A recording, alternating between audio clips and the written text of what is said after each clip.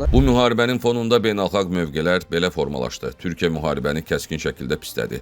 Prezident Rəcəb Tayyib Ərdoğan ABŞ-İsrail əməliyyatlarını təcavüz adlandıraraq dərhal atəşkəs və diplomatik həll tələb elədi. Türkiyə heç bir tərəfə baza vermədi, regionda sabitliyin pozulmasından narahat olduğunu bildirdi və vasitəçilik təklif elədi. Rusiya və Çin əməliyyatları qınadı, BMT Təhlükəsizlik Şurasında müzakirə tələb elədi. Türklerden yeniden bir geosiyasi alet olarak istifade planı bu İsrail'in planıdır. Ki ABŞ-ın ağlını çalmakla, uğurlamakla bu prosese tekan vermek istəyirdiler.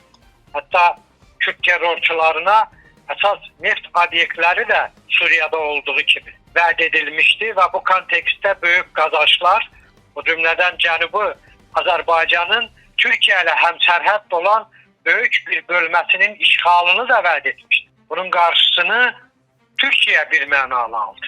Yani İsrail'in bu təxribatı geçmedi. Ona göre İran rejimi Türkiye'ye minnettar olmalıdır. Çünkü Donald Trump'ın dikkatine çatdırıldı ki, necə ki Suriye'de plan işlemedi, terör dəhlizi planı. Yani Türkiye necə ki bunun karşısını aldı, buna imkan vermediyse, bu İran'da da eyni şey olacak.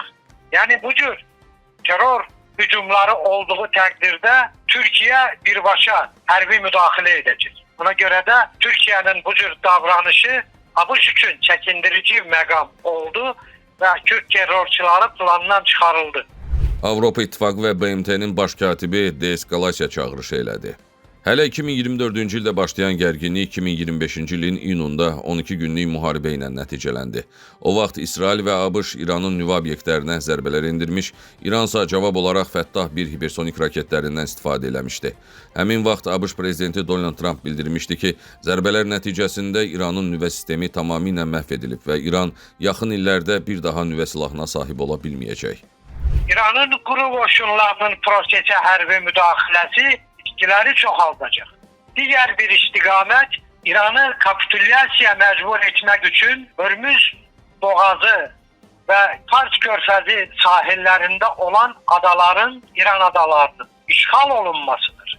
İşğal edə bilərmi? Bəli. Bir neçə saatlıq işdir. Ancaq məsələ işğal deyil. İşğalı edəndən sonra bu işğalı saxlaya bilmək problemidir ki, bu da növbəti itkilər deməkdir. Bu uzun müddətli müharibə deməkdir ki, bu zamanda Donald Trump'ın belə bir zamanı mövcud deyil. İstər ABŞ daxili ictimai siyasi vəziyyət, istərsə də respublikaçıları tələsdirən konqresi aralıq seçkiləri məsələsi.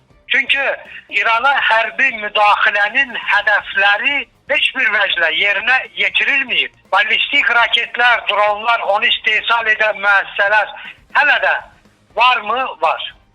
Doğrudur, az saydadır. Ancaq hələlik mövcuddur. Demək ki, bu məqsədə çatılmayıb. Eyni zamanda əsas səbəb kimi göstərilən bütün nüvə enerji mərkəzləri ləğv edilibmi və yaxud zənginləşdirilmiş uran əldə edilibmi? Edilməyib. Yəni bu sualın cavabı da yoxdur. Bu hədəfə çatılmayıb və ən nəhayət bir də neft məsələsinə ABŞ-ın nəzarəti məsələsi ki, Çini də bu prosesin içərisinə qatmaqla Çinin enerji alışına nəzarəti Venezuela'da olduğu kimi öz nəzarətinə keçirmək istəyirdi ki, bu da alınmayıb və yaxın perspektivdə alınacaq kimi də görsənmir. Lakin 2026-cı ilin fevralın 28-i başlayan əməliyyatda Trump İranın yenidən nüvə silahına sahib ola biləcəyi ehtimalını səsləndirərək İranda rejimin dəyişdiriləcəyini, İranda şəxsən özünün seçdiyi şəxsin ali dini lider olacağını, İran neftinə müvəqqəti olaraq qeyri-müəyyən müddətə ABŞ-ın nəzarət eləyəcəyini, Hörmüz boğazının ABŞ-ın nəzarətinə keçəcəyini bildirdi.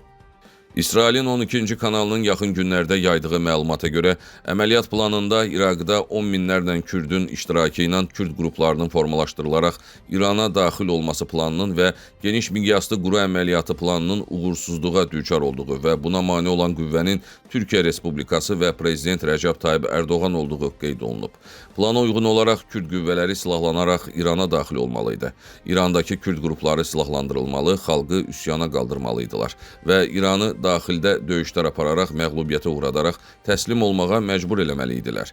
Plan Türkiyənin bölgədə Kürd qurumunun yaranmasına icazə verməyəcəyi və ya Kürd koalisiyasının və müxtəlif qruplarının bölgədə güclənməsinə imkan verməyəcəyini qəti şəkildə ABŞ-a bildirdikdən sonra fiyaskoya uğradı. Ardınca bir neçə dəfə NATO qüvvələri Şərqi Aralıq dənizi üzərində İrandan Türkiyəyə atılan ballistik raket zərərsizləşdirdiyini açıqladı.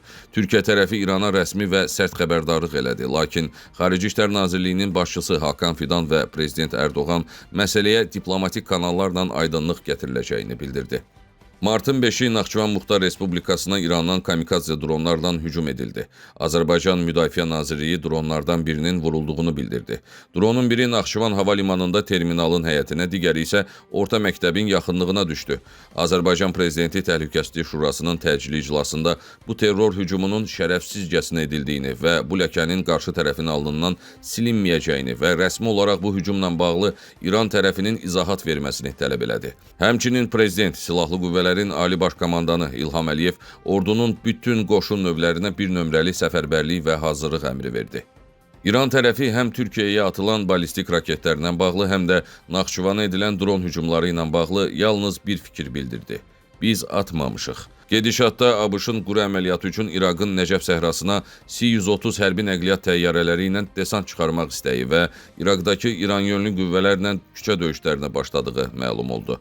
Lakin ABŞ qoşunları İraqdan İrana doğru irəliləyə bilmədi. Döyüş elə bir gecə çəkdi. Bəzi məlumatlara görə isə bir neçə ABŞ əskəri əsir düşdü. ABŞ prezidenti martın 9-u verdiyi açıqlamada 4-6 həftəlik məqsədə 10 gündə çatdıqlarını və müharibənin aktiv fazasının geridə qaldığını bildirərək missiyanın demək olar ki, tamamlandığını bildirdi.